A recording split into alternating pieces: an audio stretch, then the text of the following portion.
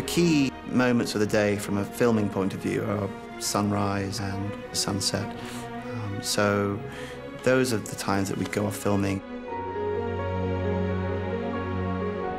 You can't just film flamingos from a position where you're obvious to them. So we worked from a number of 4 foot by 4 foot square hides that we moved closer to the colonies over periods of a week so that the birds would get used to this new thing in their environment.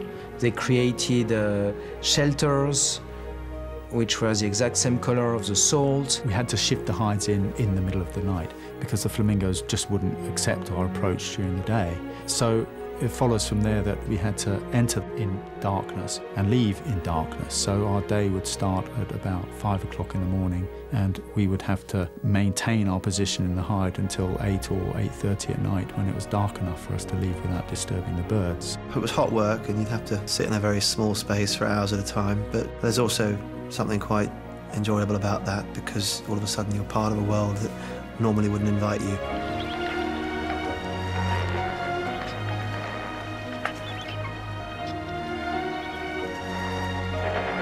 There's also one piece of equipment that everybody kind of overlooks but is absolutely crucial to filmmaking, and that is the basket of tea and cookies and cups and milk, because if that is forgotten, I tell you, all hell breaks loose. Just having a tea today.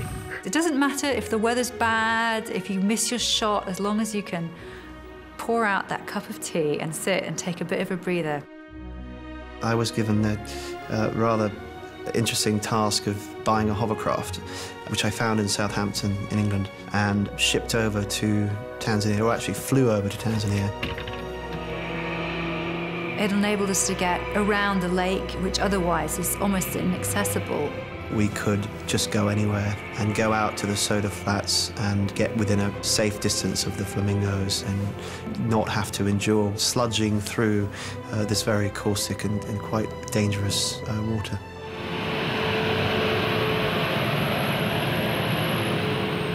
But we got an awful lot of things that we never thought we would get. The stuff filming the chicks out on the salt flat. Nobody's ever filmed that before. Nobody's ever been out there before. The whole production, the whole film is based around this story of the birds breeding and coming, of age. When we got there, they did appear to be breeding, and then it started raining, and it rained and it rained and it rained, and it rained for about 6 months, which meant that all their breeding colonies were washed out, and we didn't have a story. Luckily, the water evaporated, the lake dried up, and the flamingos were able to breed, so they did finally do their thing, and I think we've captured that very well. We could never have anticipated the amazing footage that we got out there. One of the very last scenes when the chick is hatching from the egg, and you have this close-up of this tiny little creature struggling to be born, and you can see it shaking, and it's damp from the contents of the egg, and that little creature suddenly becomes incredible.